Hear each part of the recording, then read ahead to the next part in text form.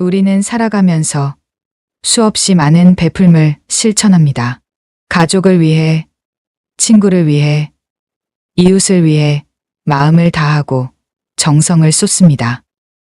아침 일찍 일어나 가족의 아침상을 차리는 일부터 어려운 이웃을 위해 정성껏 준비한 반찬을 나누는 일까지 우리의 하루하루는 크고 작은 베풀무로 가득 차 있습니다. 그런데 이상하게도 때로는 베풀면 베풀수록 마음이 더 무거워지고 관계는 더 어그러지며 내 삶의 평안마저 흔들리는 경험을 하게 됩니다. 정성껏 도와준 자녀가 그것을 당연하게 여길 때, 진심으로 베푼 친구가 더 많은 것을 요구할 때, 우리는 깊은 상처를 받고 회의에 빠지곤 합니다. 내가 이렇게까지 해주는데 왜 고마워할 줄 모를까? 내 진심을 왜 알아주지 못할까? 차라리 베풀지 않는 것이 나았을까? 이런 마음의 소리가 들려올 때 우리는 베푼 자체를 의심하게 됩니다. 하지만 잠시 멈춰서 생각해보면 문제는 베푼 그 자체가 아니라 베푸는 방법에 있을지도 모릅니다. 부처님께서는 앙구따라 니까야에서 이렇게 말씀하셨습니다.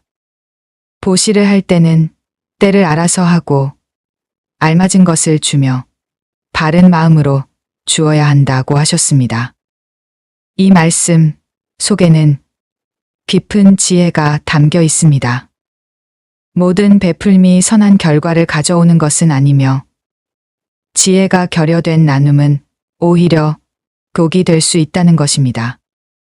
우리 주변을 둘러보면 이런 일들이 참 많습니다. 자식을 너무 사랑한 나머지 모든 것을 대신 해주다가 오히려 자립심을 잃게 만드는 부모님. 친구를 도우려다가 그 친구의 게으름을 키워주는 경우. 남편이나 아내를 위한다며 모든 것을 희생하다가 정작 자신을 잃어버리는 경우들 말입니다. 저는 오랜 세월 절에 다니며 많은 불자님들을 만나왔습니다. 그 중에는 평생을 남을 위해 살다가 마지막에 깊은 후회와 원망 속에서 고통받는 분들도 계셨습니다. 내가 너무 바보같이 살았다며 눈물을 흘리시는 보살님도 계셨고, 다시 태어나면 나를 위해 살고 싶다고 하시는 분도 계셨습니다. 그러나 부처님의 가르침은 베풀물 멈추라는 것이 아닙니다. 오히려 더 지혜롭게, 더 온전하게 베풀라고 가르치십니다. 물이 높은 곳에서 낮은 곳으로 자연스럽게 흐르듯 우리의 베풀도 억지가 아닌 자연스러운 자비심에서 우러나와야 한다는 것입니다. 진정한 베풀문 주는 사람과 받는 사람 모두를 성장시킵니다. 주는 사람은 집착을 내려놓는 기쁨을 얻고 받는 사람은 감사함과 함께 스스로 일어설 힘을 얻게 됩니다. 이것이 부처님께서 말씀하신 지혜로운 보시의 참모습입니다. 오늘 우리가 함께 나눌 이야기는 바로 이것입니다. 어떻게 하면 우리의 베풀미 독이 아닌 약이 될 수 있을까요? 어떻게 하면 나눔이 서로를 살리는 생명수가 될 수 있을까요? 그리고 언제 우리는 베풀물 멈추고 지혜로운 거리를 두어야 할까요? 지금부터 그 답을 함께 찾아가 보겠습니다. 부처님의 가르침 속에서, 그리고 우리 삶의 경험 속에서 지혜로운 베풀매의 길을 발견해 보시기 바랍니다. 첫 번째 가르침, 순수하지 못한 베풀매의 그늘. 우리가 누군가를 돕는 순간 마음 한구석에는 작은 기대가 싹틉니다. 내가 이렇게 도왔으니 언젠가는 나도 도움을 받겠지.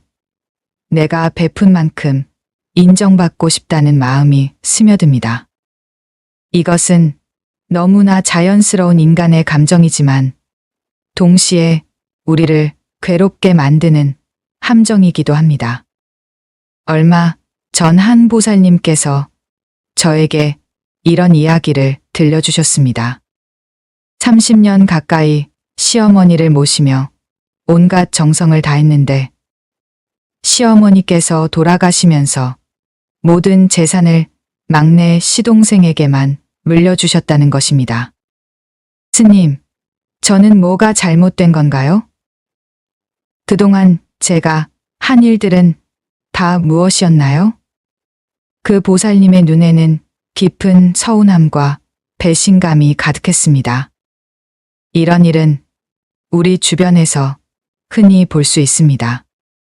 매일 반찬을 해다 준 이웃이 어느 날 이제 그만하셔도 돼요라고 말할 때의 당황스러움. 학창시절부터 도와준 친구가 성공한 후 연락을 끊었을 때의 허탈함. 정성껏 키운 자녀가 엄마가 해준 게 뭐가 있어? 라고 말할 때의 충격. 이 모든 상처의 뿌리에는 우리가 미처 깨닫지 못한 기대라는 것이 숨어 있습니다. 부처님께서는 법구경에서 선을 행하고도 그것을 잊어버리는 사람은 복을 받지만 선을 행하고 그것을 기억하는 사람은 고통을 받는다고 말씀하셨습니다. 왜 그럴까요?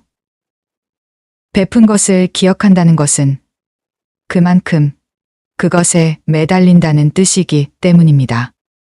순수한 베풀미란 아무것도 바라지 않는 마음에서 시작됩니다. 마치 태양이 모든 생명을 비추듯 비가 모든 땅을 적시듯 조건 없이 흘러가는 것이 진정한 나눔입니다. 태양은 악인에게도 선인에게도 똑같이 빛을 주고 비는 옥토에도 황무지에도 똑같이 내립니다. 그들은 누가 고마워하는지 누가 인정해 주는지 따지지 않습니다. 하지만 우리는 베푼 다음 그것을 마음에 새기고 상대방의 반응을 살피며 보답이 오기를 은근히 기다립니다. 내가 그때 내게 이렇게 해줬잖아 라는 말이 나오는 순간 그 베풀음은 이미 빚이 되어버린 것입니다. 받는 사람에게는 부담이 되고 주는 사람에게는 미련이 됩니다. 한 스님께서 이런 비유를 들려주신 적이 있습니다. 베풀미란 마치 나무에서 떨어지는 잎사귀와 같아야 한다. 잎사귀는 떨어지면서 내가 너를 위해 떨어진다고 말하지 않는다. 그저 때가 되어 떨어질 뿐이고 땅에 떨어져 거름이 되어 다시 나무를 살찌울 뿐이다. 이런 기대가 충족되지 않을 때 우리는 상처받습니다. 내가 그토록 애썼는데 왜 몰라주는가? 내가 이만큼 했는데 왜 당연하게 여기는가 하는 원망이 생겨납니다. 그리고 그 원망은 곧 분노로 변하고 때로는 증오로까지 발전합니다. 이것이 바로 베풀미 독이 되는 첫 번째 이유입니다. 더 깊이 들여다보면 우리의 베풀 속에는 여러 가지 숨은 의도들이 있습니다. 때로는 사랑받고 싶은 마음에서, 때로는 좋은 사람으로 보이고 싶은 마음에서, 때로는 죄책감을 덜고 싶은 마음에서 베풀기도 합니다. 이런 베풀문 겉으로는 선행처럼 보이지만 실은 우리 자신을 위한 것입니다. 한 보살님은 이렇게 고백하셨습니다. 저는 남편에게 늘 잘해줬어요. 아침마다 정성껏 도시락을 싸주고 퇴근하면 따뜻한 밥상을 차려놓고 기다렸죠. 그런데 어느 날 깨달았어요. 내가 정말 남편을 위해서 한 것이 아니라 좋은 아내라는 평가를 받고 싶어서 한 것이라는 걸요. 이분의 깨달음은 우리 모두에게 중요한 질문을 던집니다. 나는 정말 누구를 위해 베푸는가? 상대를 위한 것인가? 아니면 나를 위한 것인가? 부처님께서는 진정한 보시에는 세 가지가 청정해야 한다고 하셨습니다. 주는 사람이 청정하고, 받는 사람이 청정하고, 주는 물건이 청정해야 한다는 것입니다. 여기서 주는 사람이 청정하다는 것은 바로 아무런 조건이나 기대 없이 순수한 마음으로 베푼다는 뜻입니다. 우리가 베푼 후에 서운함을 느낀다면 그것은 우리가 무언가를 기대했다는 증거입니다. 고마움을 기대했든, 인정을 기대했든, 보답을 기대했든, 그 기대가 충족되지 않아서 괴로운 것입니다. 이럴 때 우리는 스스로에게 물어봐야 합니다. 나는 정말 순수한 마음으로 베푼 것인가? 때로는 우리의 베풀미 상대방을 구속하는 사슬이 되기도 합니다. 내가 너를 위해 이만큼 희생했는데 라는 말 속에는 상대를 내 뜻대로 움직이려는 욕심이 숨어 있습니다. 이런 베풀문 받는 사람에게 죄책감과 부담을 안겨주고 결국 관계를 망치는 독이 됩니다. 진정한 베풀문 물처럼 자연스러워야 합니다. 물은 높은 곳에서 낮은 곳으로 흐르면서 어디에 머물지 않습니다. 그저 흘러갈 뿐입니다. 우리의 베풀도 이와 같아야 합니다. 베풀되 집착하지 않고 주되 기억하지 않으며 도우되 대가를 바라지 않는 것. 이것이 부처님께서 가르치신 무주상보시, 즉 머무는 바 없이 베푸는 보시의 정신입니다. 오늘부터라도 우리는 베풀 때마다 스스로에게 물어봅시다. 나는 지금 무엇을 위해 베푸는가? 정말 상대를 위한 것인가? 아니면 나를 위한 것인가? 이 질문에 정직하게 답할 수 있을 때 우리의 베풀문 비로소 독이 아닌 약이 될 수 있을 것입니다. 두 번째 가르침, 무분별한 도움이 만드는 의존. 때로 우리는 사랑하는 사람에게 모든 것을 다 해주려 합니다. 특히 자녀나 가까운 사람일수록 더욱 그렇습니다. 힘든 일이 생기면 대신 해결해주고 어려움이 닥치면 미리 막아주려 합니다. 이것이 사랑이라고 믿으면서 말입니다. 한 어머니가 절에 찾아와 눈물을 흘리며 말씀하셨습니다. 스님, 저는 아들을 위해 평생을 바쳤습니다. 학원비며 용돈이며 아낌없이 대주고 결혼할 때도 집을 마련해주고 손자 육아까지 도맡아 했습니다. 그런데 이제 와서 아들이 저를 귀찮아합니다. 며느리는 제가 간섭한다고 하고요. 제가 뭘 잘못한 건가요? 이 어머니의 이야기는 우리 시대 많은 부모님들의 아픔을 대변합니다. 자녀를 위해 모든 것을 희생했는데 정작 자녀는 독립하지 못하고 의존적이 되거나 아니면 부모를 부담스러워하게 됩니다. 왜 이런 일이 생기는 걸까요? 부처님께서는 자타카에서 이런 이야기를 들려주십니다. 어떤 사람이 날개 다친 새를 발견하고 집으로 데려와 극진히 돌봤습니다. 매일 먹이를 주고 안전한 새장에서 보호했습니다. 새의 날개가 다 나았지만 그는 새가 다시 다칠까 봐 계속 새장에 가두어 두었습니다. 결국 그 새는 날개가 있어도 날 수 없는 새가 되고 말았습니다. 이 이야기는 우리에게 중요한 교훈을 줍니다. 과도한 보호와 도움이 오히려 상대방의 능력을 퇴화시킨다는 것입니다. 사랑한다는 이유로, 안쓰럽다는 이유로 모든 것을 대신해주면 그 사람은 스스로 설 힘을 잃게 됩니다.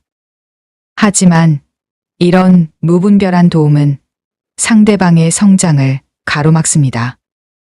스스로 일어설 기회를 빼앗고 문제를 해결할 능력을 기를 수 없게 만듭니다. 마치 나비가 고치를 뚫고 나오는 과정이 힘들다고 해서 고치를 찢어주면 그 나비는 날 수 없게 되는 것과 같습니다. 나비가 고치에서 나올 때 몸부림치는 과정은 단순한 고통이 아닙니다. 그 과정을 통해 날개에 체액이 공급되고 비로소 날 수 있는 힘을 얻게 되는 것입니다. 우리 인생도 마찬가지입니다. 넘어지고 일어서는 과정, 실패하고 다시 도전하는 과정을 통해 우리는 성장합니다. 제가 아는 한 보살님은 늘 남편의 모든 일을 대신 처리해 주셨습니다.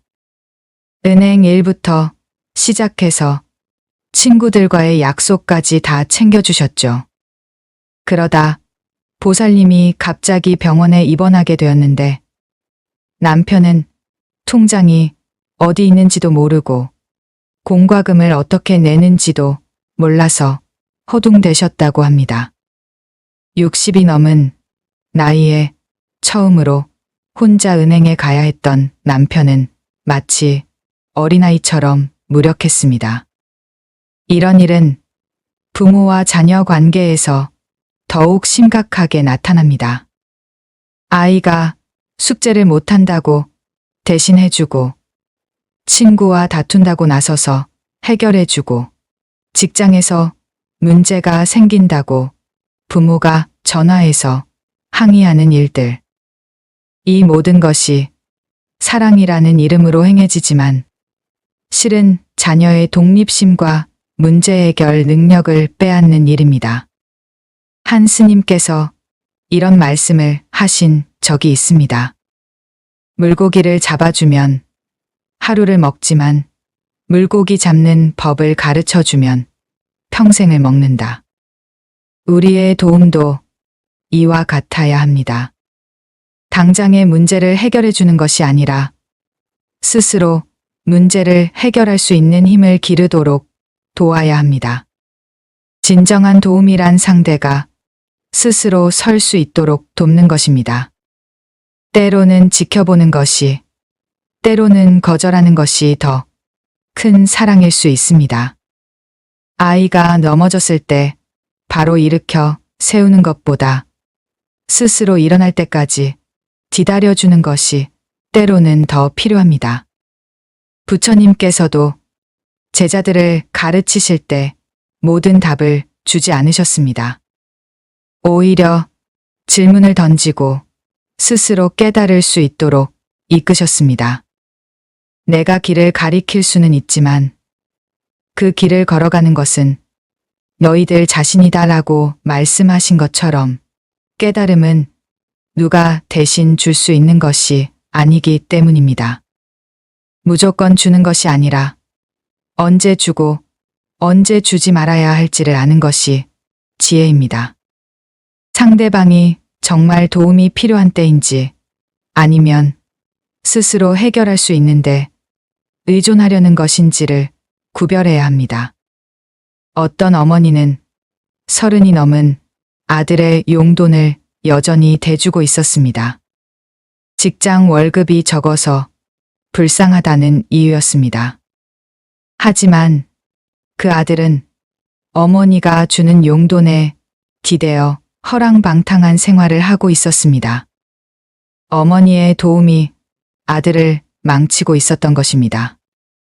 반대로 현명한 부모는 자녀가 어려움에 처했을 때 곧바로 해결해 주지 않습니다. 먼저 스스로 해결해 보도록 격려하고 정말 필요한 순간에만 최소한의 도움을 줍니다. 그리고 그 과정에서 자녀가 무엇을 배웠는지 함께 이야기합니다. 법구경에는 이런 말씀이 있습니다. 자기 자신이야말로 자기의 주인이다. 자기 자신이야말로 자기의 의지처다. 이 말씀은 우리 모두가 스스로 설 수 있는 힘을 가지고 있다는 뜻입니다. 그런데 우리가 무분별하게 도움을 주면 상대방이 자신의 주인이 되는 기회를 빼앗는 것입니다. 제가 만난 한 보살님은 이런 지혜를 보여주셨습니다. 대학생 딸이 생활비가 부족하다고 전화를 했을 때 바로 돈을 보내주는 대신 이렇게 물었다고 합니다. 내가 생각하는 해결 방법은 뭐니? 딸은 처음에는 당황했지만 곧 아르바이트를 구하고 용돈을 절약하는 방법을 찾았습니다. 그리고 나중에 딸이 그때 엄마가 바로 돈을 보내주지 않아서 오히려 고마웠어요. 스스로 해결하는 법을 배웠거든요 라고 말했다고 합니다. 우리는 사랑하는 사람이 힘들어하는 모습을 보기 어렵습니다. 특히 자식이 고생하는 것을 보면 당장이라도 대신해주고 싶은 마음이 듭니다. 하지만 그것이 정말 그들을 위한 것인지 깊이 생각해 봐야 합니다. 때로는 고생을 지켜보는 것이 실패를 경험하게 하는 것이 더 큰 사랑일 수 있습니다. 오늘부터 우리는 도움을 줄 때마다 한 번 더 생각해 봅시다. 이 도움이 정말 필요한 것인가? 상대방이 스스로 해결할 수 있는 일은 아닌가? 내 도움이 오히려 상대방의 성장을 막는 것은 아닌가? 이런 질문을 통해 우리는 더 지혜로운 도움을 줄 수 있을 것입니다. 진정한 사랑은 함께 있어 주되 의존하게 하지 않고 도와주되 무력하게 만들지 않으며 지켜주되 스스로 설 힘을 빼앗지 않는 것입니다. 이것이 부처님께서 가르치신 지혜로운 자비의 모습입니다. 세 번째 가르침, 나를 잃어버린 베풀매 허무. 많은 사람들이 남을 위해 자신을 희생하는 것을 미덕으로 여깁니다. 특히 우리나라 어머니들은 가족을 위해 자신의 모든 것을 내려놓는 것을 당연하게 생각합니다. 하지만 나 자신을 돌보지 못하면서 남을 돕는 것은 오래가지 못합니다. 마치 빈 그릇으로는 물을 나눌 수 없듯이 내가 채워지지 않으면 진정한 나눔을 할 수 없습니다. 얼마 전 한 보살님이 절에 오셔서 한참을 우셨습니다. 스님, 저는 평생 가족을 위해 살았습니다. 젊어서는 시부모님 모시느라, 그 다음엔 남편과 아이들 뒷바라지하느라 제 자신은 뒷전이었습니다. 이제 70이 다 되어가는데 문득 제 인생이 너무 허무합니다. 나는 도대체 무엇을 위해 살았나 싶어요. 이 보살님의 이야기는 많은 분들의 가슴을 아프게 합니다. 평생을 남을 위해 살다가 정작 자신은 텅 비어버린 삶. 이것이 과연 부처님께서 말씀하신 자비로운 삶일까요? 부처님께서는 수타니파타에서 이렇게 말씀하셨습니다. 먼저 자기 자신을 바른 길에 세워놓고 남을 가르쳐야 한다. 그래야 지혜로운 사람이 번뇌에 물들지 않는다. 이 말씀은 남을 돕기 전에 먼저 자신을 돌보라는 가르침입니다. 우리는 종종 이런 말을 듣습니다. 엄마는 괜찮아. 너희들만 잘 먹으면 돼. 아빠는 힘들어도 참을 수 있어. 너희가 행복하면 그만이야. 이런 말 속에는 깊은 사랑이 담겨 있지만 동시에 위험한 착각도 들어 있습니다. 자신을 돌보지 않는 것이 가족을 위한 것이라는 착각 말입니다. 자신을 소홀히 하며 베푸는 사람은 결국 지치고 맙니다. 그리고 그 지침은 원망으로 변합니다. 왜 나만 희생해야 하는가? 왜 아무도 나를 돌보지 않는가 하는 서러움이 마음을 가득 채웁니다. 한 스님께서 이런 비유를 들려주셨습니다. 비행기에서 비상시 산소 마스크가 내려오면 부모가 먼저 착용한 후 아이에게 씌워주라고 합니다. 왜일까요? 부모가 먼저 쓰러지면 아이를 도울 수 없기 때문입니다. 이 간단한 비유 속에 깊은 지혜가 담겨 있습니다. 제가 아는 한 보살님은 평생을 봉사활동에 헌신하셨습니다. 양로원, 고아원, 장애인 시설을 다니며 끊임없이 베푸셨죠. 그런데 어느 날 갑자기 쓰러지셨습니다. 과로와 스트레스로 인한 것이었습니다. 병원에 누워 계시면서 그분이 하신 말씀이 잊히지 않습니다. 스님, 저는 남을 돕는다고 했지만 사실은 제 자신을 학대하고 있었어요. 밥도 제대로 못 먹고 잠도 제대로 못 자면서 봉사한다고 뛰어다녔으니까요. 나를 먼저 채우는 것은 이기심이 아닙니다. 내가 평안해야 남에게도 평안을 줄 수 있고 내가 행복해야 남에게도 행복을 나눌 수 있습니다. 어두운 마음으로는 빛을 나눌 수 없고 차가운 가슴으로는 따뜻함을 전할 수 없습니다. 법구경에는 자기를 사랑하는 사람은 자기를 잘 지켜야 한다는 말씀이 있습니다.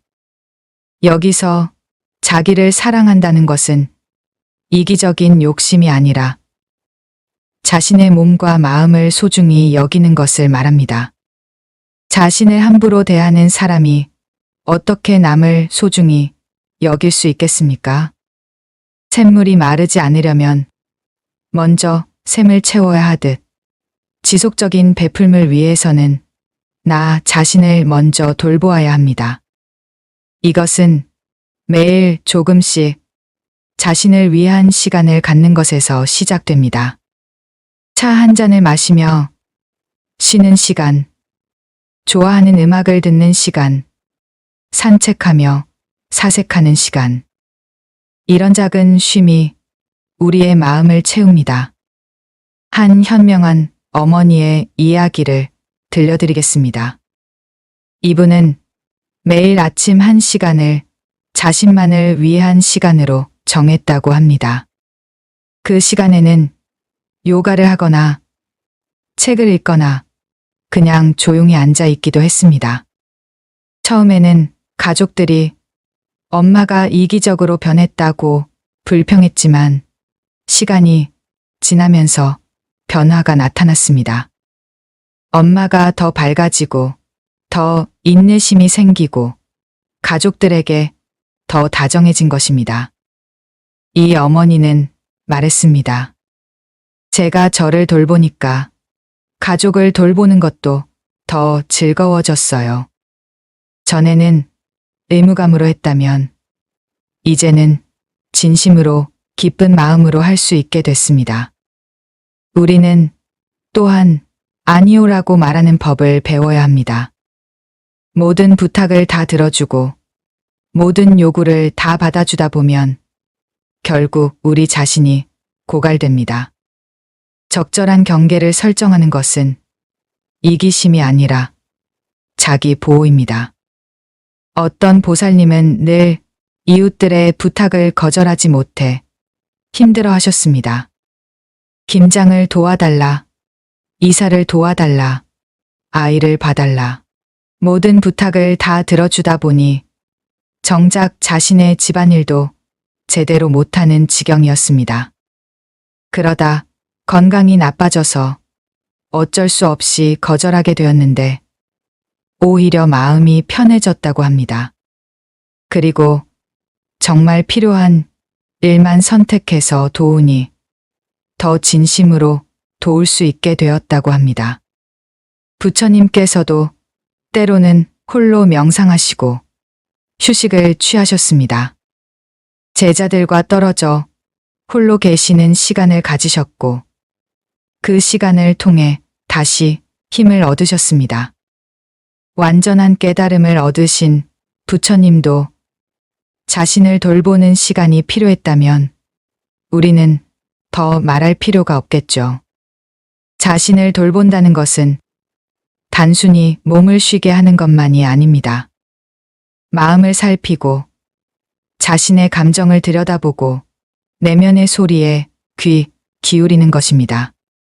내가 진정 원하는 것은 무엇인지, 내가 행복한 순간은 언제인지, 나를 지치게 하는 것은 무엇인지 알아차리는 것입니다.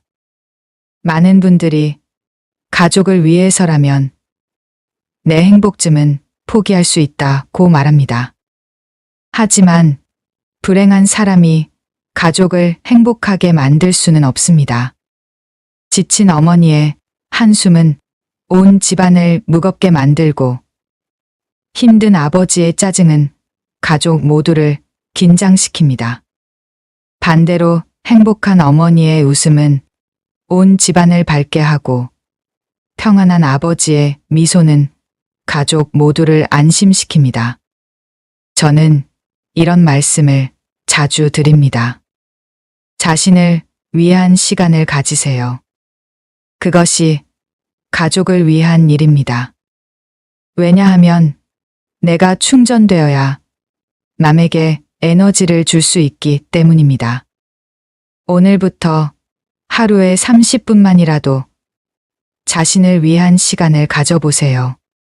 그 시간에는 아무것도 하지 않아도 좋고 좋아하는 일을 해도 좋습니다.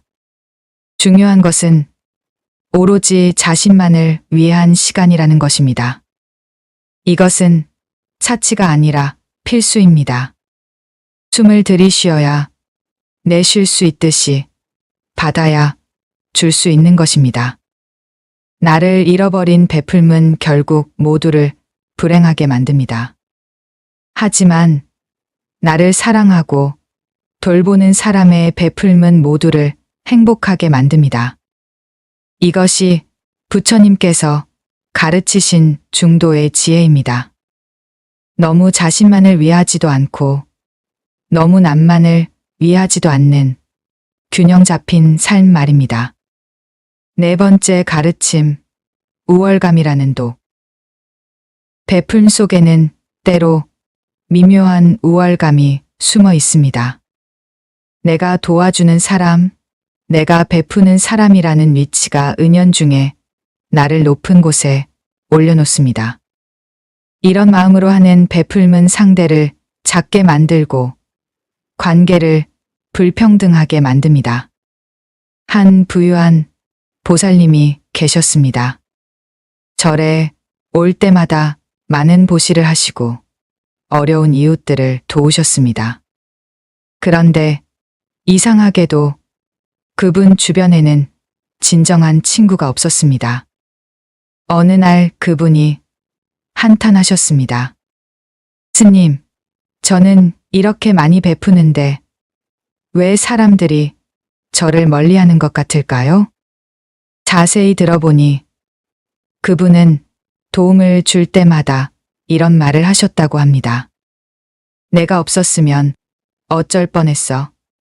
내가 도와줘서 다행이지. 이거 아무나 해주는 거 아니야. 이런 말들 속에는 자신도 모르는 우월감이 깔려 있었던 것입니다. 부처님께서는 증이라 함경에서 보시할 때 피해야 할 마음가짐에 대해 말씀하셨습니다. 그 중 하나가 바로 아만심, 즉 거만한 마음입니다. 베푸는 자신을 높이 여기고 받는 사람을 낮춰 보는 마음이 바로 그것입니다. 우리는 종종 이런 말을 듣거나 하게 됩니다. 불쌍해서 도와줬다. 안 됐길래 베풀었다. 측은해서 나눠줬다. 이런 표현 속에는 이미 상대를 아래로 보는 시선이 담겨 있습니다. 나는 가진 사람이고 너는 못 가진 사람, 나는 강한 사람이고 너는 약한 사람이라는 구분이 생기는 것입니다. 이런 우월감은 때로 더 노골적으로 드러나기도 합니다. 도움을 받은 사람에게 계속 그 일을 상기시키거나 공개적으로 자신의 선행을 자랑하거나 받는 사람이 고마워하는 모습을 즐기는 것 등이 그것입니다.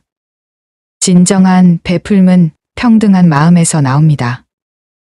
오늘 내가 도울 수 있음에 감사하고 언젠가 나도 도움이 필요할 수 있음을 아는 겸손한 마음입니다.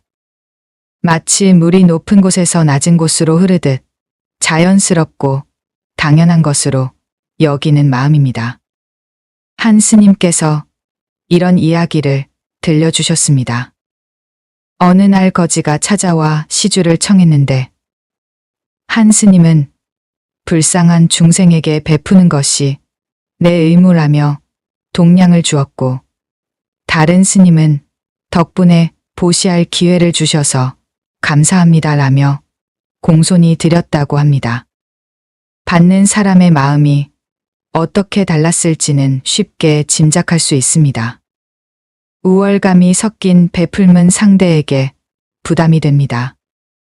받는 사람은 무거운 짐을 지게 되고 주는 사람은 인정받지 못할 때 실망하게 됩니다. 이것이 바로 베풀음이 서로를 불편하게 만드는 이유입니다. 제가 아는 한 사장님은 직원들에게 자주 베푸셨습니다. 명절 보너스도 많이 주고 회식도 자주 했습니다. 그런데 늘 이렇게 말씀하셨습니다. 내가 이 정도로 잘해주는 회사가 어디 있겠어? 너희들은 꼭 받은 줄 알아야 해. 결국 직원들은 하나둘 회사를 떠났습니다. 베풀음이 감사가 아닌 부담이 되었기 때문입니다. 반대로 또 다른 사장님은 똑같이 베풀면서도 늘 이렇게 말씀하셨습니다.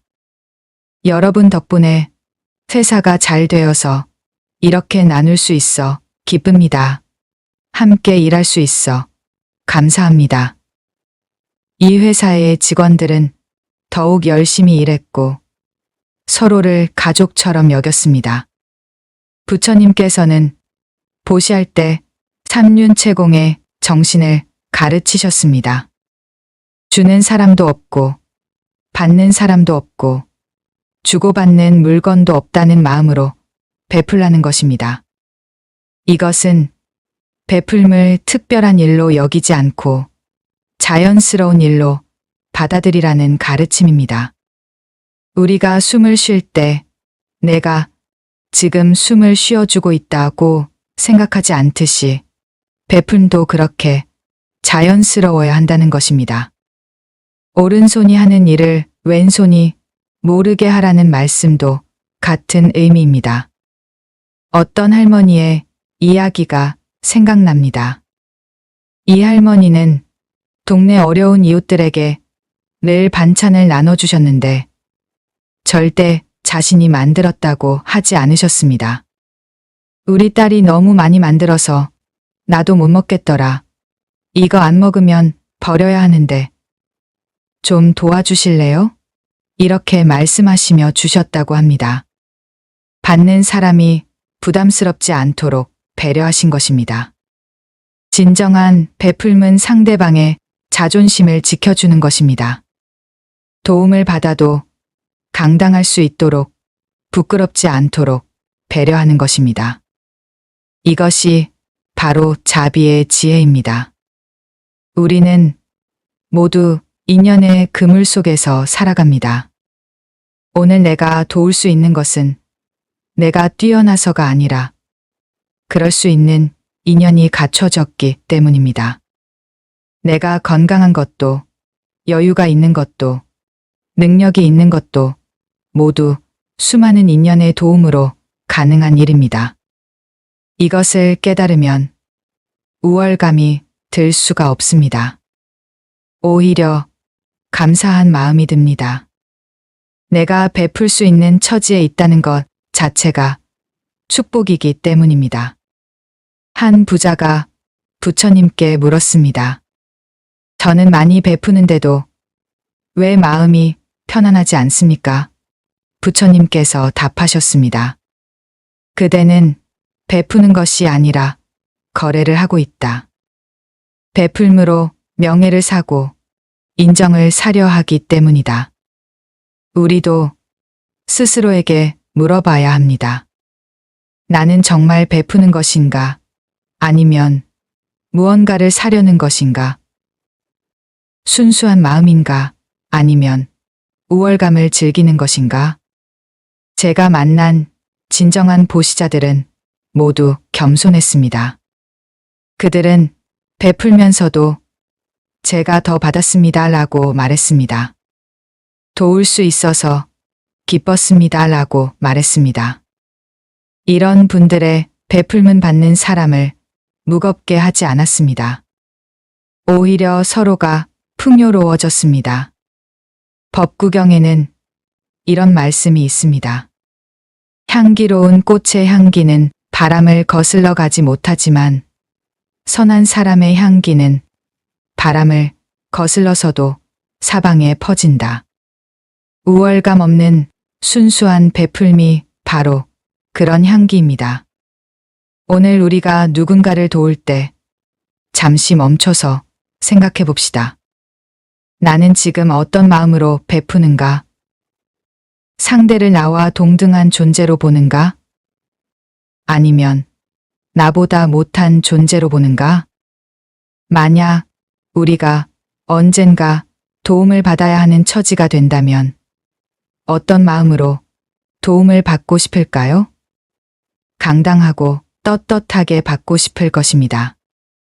그렇다면 우리도 그렇게 베풀어야 합니다. 상대방이 당당할 수 있도록 자존심이 상하지 않도록 배려하면서 말입니다. 베풀문 위에서 아래로 내려주는 것이 아닙니다. 옆에서 옆으로, 마음에서 마음으로 전해지는 것입니다. 이것을 기억한다면 우리의 베풀문 독이 아닌 약이 될 것입니다. 서로를 높이고 살리는 생명의 나눔이 될 것입니다. 5번째 가르침, 분별하는 지혜. 모든 사람에게 모든 상황에서 똑같이 베푸는 것이 언제나 옳은 것은 아닙니다. 어떤 사람에게는 도움이 필요하지만 어떤 사람에게는 스스로 해결할 기회가 필요합니다. 어떤 상황에서는 적극적인 개입이 필요하지만 어떤 상황에서는 지켜보는 것이 더 나을 수 있습니다. 부처님께서는 제자들을 가르치실 때도 각자의 근기와 상황에 맞춰 다르게 가르치셨습니다. 이것을 대기설법이라고 합니다. 듣는 사람의 수준과 상황에 맞춰 가르침을 달리하신 것입니다. 똑같은 질문에도 어떤 제자에게는 직접적인 답을 주시고 어떤 제자에게는 침묵으로 답하셨습니다. 이것이 바로 분별하는 지혜입니다. 한 어머니가 저를 찾아와 눈물로 호소했습니다. 스님, 저희 아들이 30이 넘었는데도 직장을 구하지 않고 집에만 있어요. 제가 용돈을 끊었더니 저를 원망하고 미워해요. 제가 너무 매정한 엄마인가요? 저는 그 어머니께 말씀드렸습니다. 보살님, 독수리는 새끼를 가르칠 때 둥지 밖으로 밀어낸다고 합니다. 잔인해 보이지만 그래야만 새끼가 날 수 있게 됩니다. 보살님의 거절이 아들을 살리는 길일 수 있습니다. 이것을 구분하는 것이 바로 지혜입니다. 상대가 정말로 필요로 하는 것이 무엇인지 내가 도움으로써 그 사람에게 진정으로 도움이 되는지를 살펴야 합니다. 때로는 거절이, 때로는 기다림이 더 큰 사랑일 수 있습니다. 우리 주변에는 이런 예가 많습니다. 알코올 중독인 남편에게 계속 술값을 대주는 아내, 도박하는 자녀의 빚을 대신 갚아주는 부모, 게으른 직원의 일을 대신해주는 상사. 이들은 모두 사랑과 자비의 마음으로 도우려 하지만 실제로는 문제를 더 악화시키고 있습니다. 법구경에는 때를 알아 말하고 진실을 말하며 부드럽게 말하되 이익이 되는 말을 하라는 가르침이 있습니다. 베풀도 마찬가지입니다. 때를 알아 베풀고 진실된 마음으로 베풀되 상대에게 진정으로 이익이 되도록 베풀어야 합니다. 제가 아는 한 스님은 이런 원칙을 가지고 계셨습니다. 누군가 도움을 청하면 먼저 3가지를 물어보신다고 합니다. 정말 필요한 도움인가? 스스로 해결할 수 있는 방법은 없는가? 내가 도우면 장기적으로 도움이 되는가? 이 질문들을 통해 진정한 도움이 무엇인지를 판단하신다는 것입니다. 어떤 청년이 절에 와서 스님께 돈을 빌려달라고 했습니다. 사업 자금이 필요하다는 것이었습니다. 스님은 돈을 빌려주는 대신 이렇게 말씀하셨습니다. 일주일 동안 절에서 일을 도와주시오. 그 대가로 돈을 드리겠소. 청년은 처음에는 실망했지만 일주일 동안 성실히 일했습니다. 그리고 그 과정에서 자신의 사업 계획이 얼마나 허술했는지를 깨달았다고 합니다. 만약 스님이 그냥 돈을 빌려주셨다면 청년은 실패했을 것입니다. 맹목적인 베풀문 서로를 망칩니다.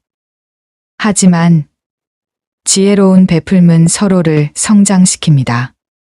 이 차이를 아는 것이 진정한 자비의 시작입니다. 한 보살님은 매달 어려운 이웃에게 쌀을 나눠주셨습니다. 그런데 어느 날 발견한 것이 그 쌀을 받아가는 한 사람이 그것을 팔아서 술을 사 마신다는 것이었습니다. 보살님은 고민 끝에 그 사람에게는 쌀 대신 밑반찬을 만들어 주기로 했습니다.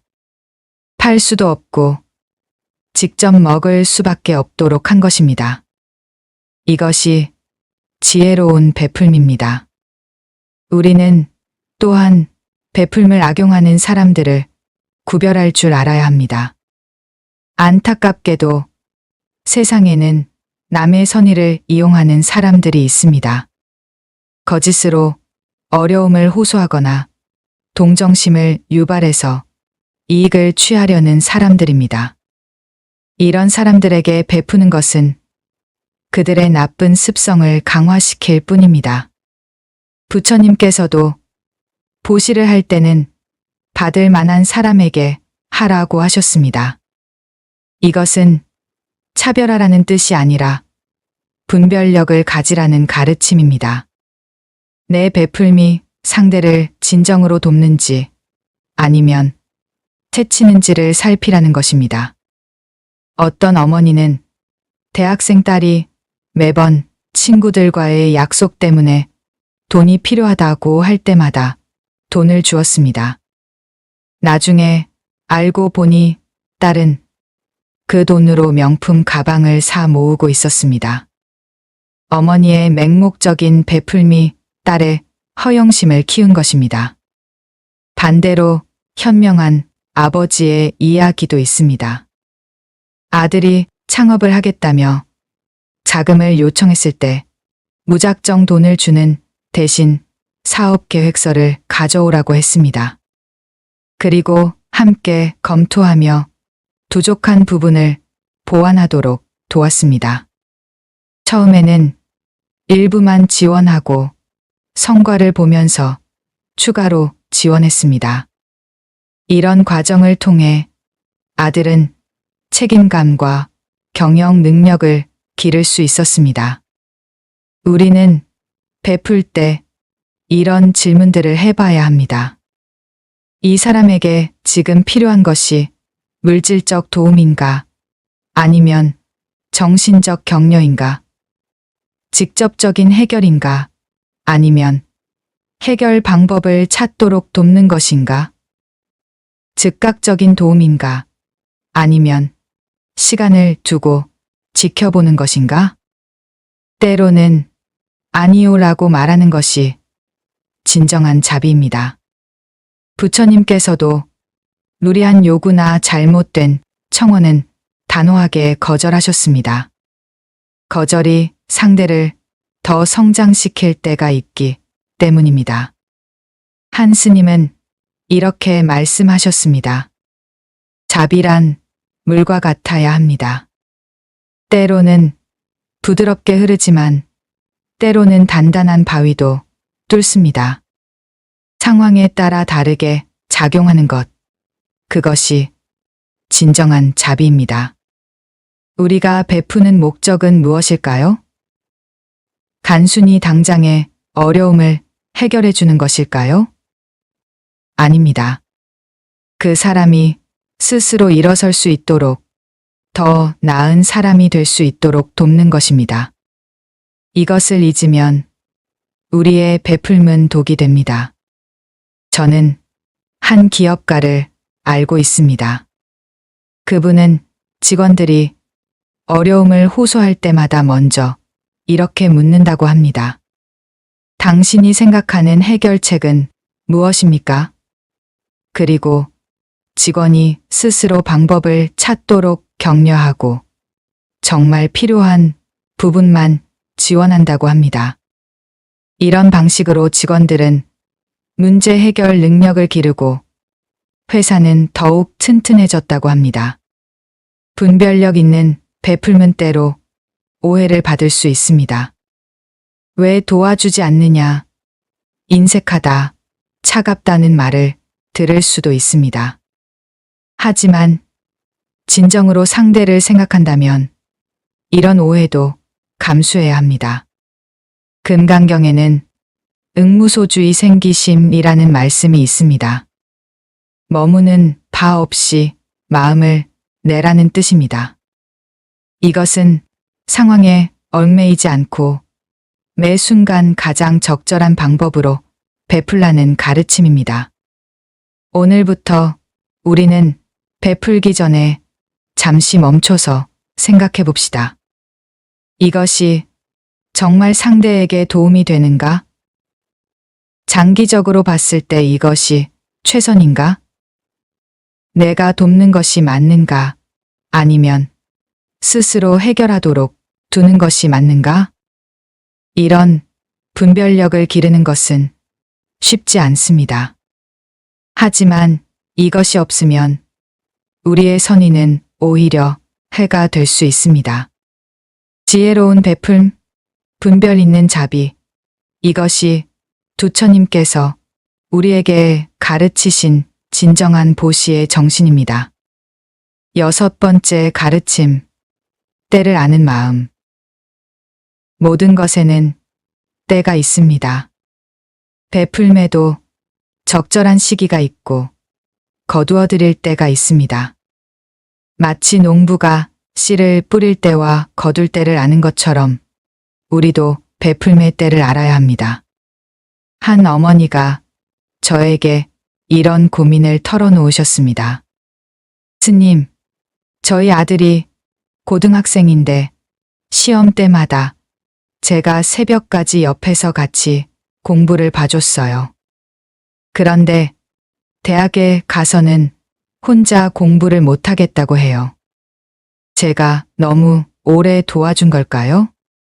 네, 그렇습니다. 초등학생 때 필요했던 도움을 고등학생이 되어서도 계속 주었고, 이제는 그 도움 없이는 아무것도 할 수 없게 된 것입니다. 때를 놓친 베풀미 아이의 독립성을 해친 것입니다.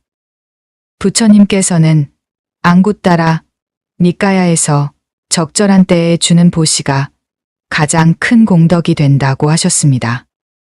배고픈 사람에게는 지금 당장 음식이 필요하지만 배부른 사람에게 음식을 강요하는 것은 오히려 해가 됩니다. 너무 이른 도움은 상대의 자립을 방해하고 너무 늦은 도움은 의미를 잃습니다.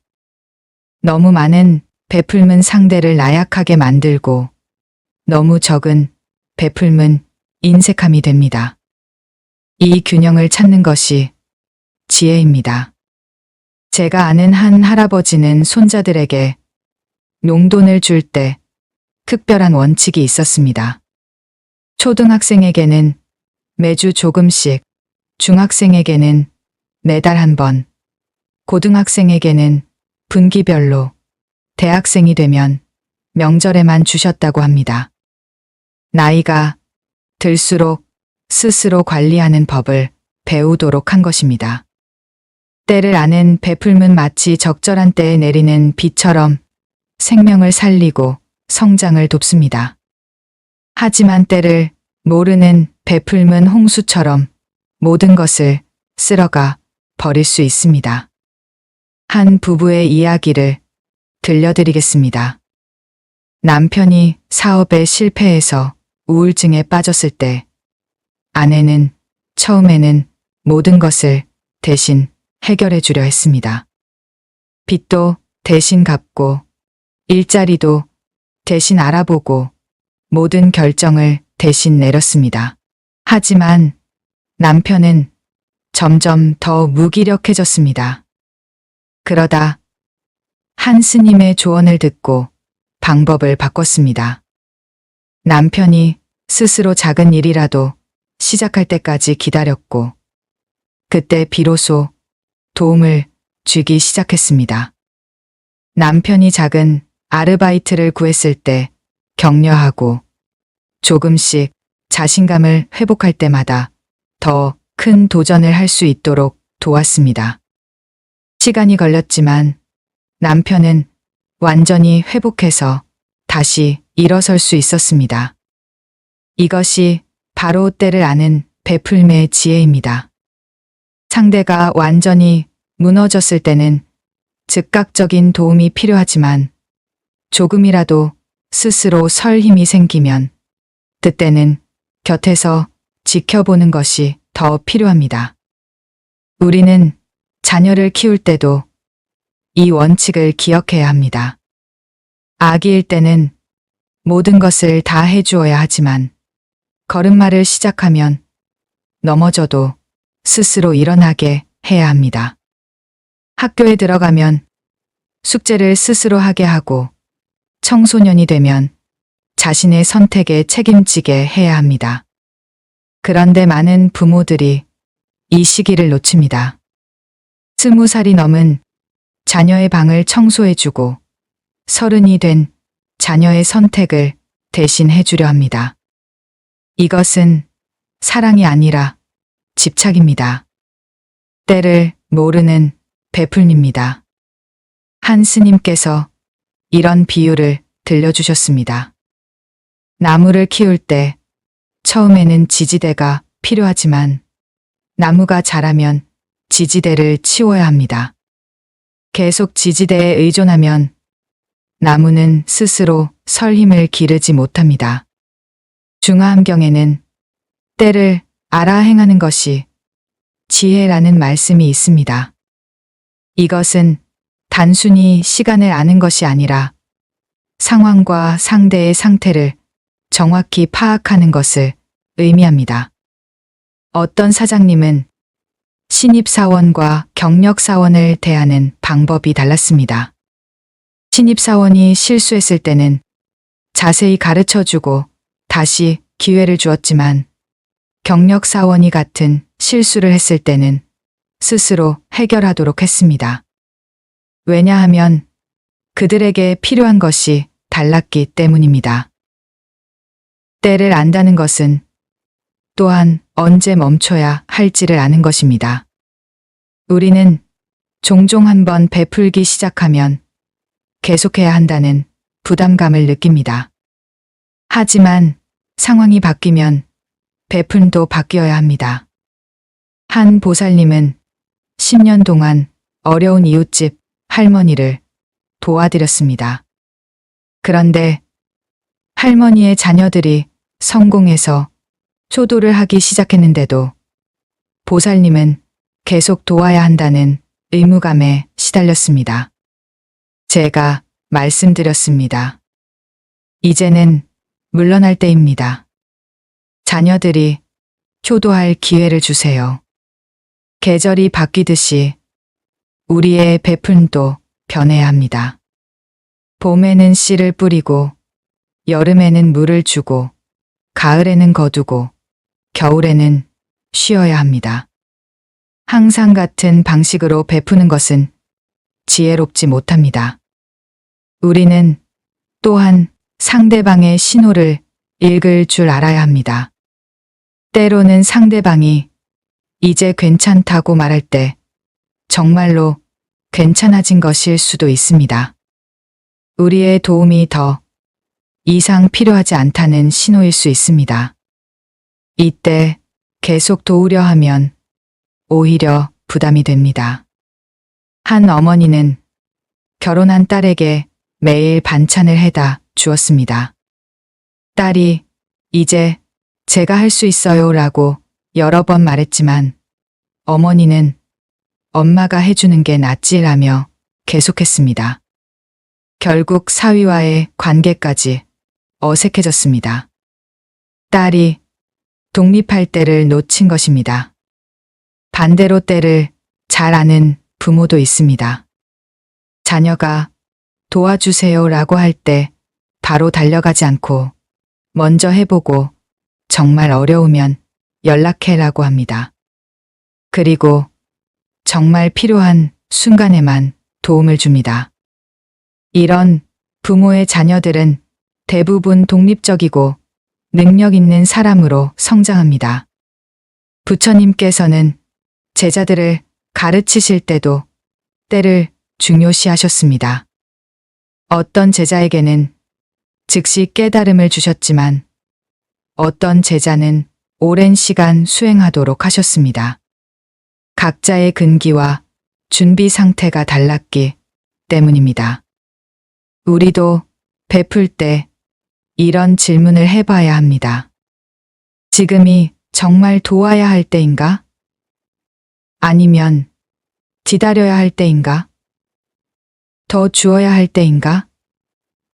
아니면 거두어야 할 때인가? 때를 아는 것은 경험과 지혜가 필요합니다. 실수도 하고 시행착오도 겪으면서 배워가는 것입니다. 중요한 것은 항상 깨어있는 마음으로 상황을 관찰하고 상대방의 필요를 정확히 파악하려 노력하는 것입니다. 오늘 우리가 누군가를 도우려 할 때 잠시 멈춰서 생각해 봅시다. 지금이 정말 적절한 때인가? 내 도움이 지금 필요한가? 아니면 나중에 필요한가? 혹시 내가 때를 놓치고 있는 것은 아닌가? 이런 성찰을 통해 우리의 베풀음은 더욱 지혜로워질 것입니다. 때를 아는 베풀음, 그것이 진정으로 상대를 살리는 자비입니다. 맺은 말. 부처님의 가르침은 우리에게 이렇게 말합니다. 베풀음 자체가 문제가 아니라 어떻게 베푸는가가 중요하다고. 지혜 없는 베풀음은 독이 되지만 지혜로운 베풀음은 약이 됩니다. 오늘 우리는 6가지 가르침을 통해 베풀음이 독이 되는 순간들을 살펴보았습니다. 순수하지 못한 마음으로 베풀 때, 무분별하게 도울 때, 나 자신을 잃어버릴 때, 우월감에 빠질 때, 분별력을 잃을 때, 그리고 때를 모를 때. 이 모든 순간에 우리의 선한 의도는 오히려 고통의 씨앗이 되었습니다. 진정한 베풀미란 기대 없이 주는 것, 상대의 성장을 돕는 것, 나를 지키면서 나누는 것, 겸손한 마음으로 행하는 것, 분별력을 가지는 것, 그리고 때를 아는 것입니다. 이 6가지는 따로 떨어진 것이 아니라 하나로 연결되어 있습니다. 마치 연꽃의 꽃잎들이 모여 한 송이 꽃을 이루듯이 말입니다. 우리가 베푸는 모든 행위가 진정으로 자비로운 것인지 돌아볼 때입니다. 내 베풀미 나와 상대 모두를 자유롭게 하는지 아니면 서로를 묶어두는 사슬이 되는지 살펴보아야 합니다. 한 스님께서 이런 말씀을 하신 적이 있습니다. 물은 높은 곳에서 낮은 곳으로 흐르면서도 자신을 잃지 않습니다. 어디에도 머물지 않으면서도 모든 곳을 적십니다. 이것이 진정한 베풀매의 모습입니다. 우리도 물처럼 베풀 수 있을까요? 자연스럽게 억지 없이 그러면서도 자신을 잃지 않고 베풀 수 있을까요? 법구경에는 1000번의 말보다 한 번의 실천이 낫다는 말씀이 있습니다. 이제 우리는 알았습니다. 어떤 베풀미 독이 되고 어떤 베풀미 약이 되는지를. 이제는 실천할 때입니다. 오늘 집으로 돌아가시면 가장 가까운 사람에게 베푸는 방식을 한번 돌아보세요. 내가 가족에게, 친구에게, 이웃에게 베푸는 것이 정말 그들을 위한 것인지 아니면 나를 위한 것인지, 그들을 성장시키는지 아니면 의존하게 만드는지, 서로를 자유롭게 하는지 아니면 구속하는지. 마지막으로 기억하십시오. 가장 아름다운 베풀음은 마치 향기처럼 자연스럽게 퍼져나가는 것입니다. 억지로 드러내지 않아도, 요구하지 않아도 그 향기는 저절로 세상을 채웁니다. 이것이 바로 지혜로운 베풀미 가진 힘입니다. 좋은 향을 피우면 그 향기가 사방에 퍼지듯이 지혜로운 베풀문 주는 사람도 받는 사람도 모두 행복하게 만듭니다.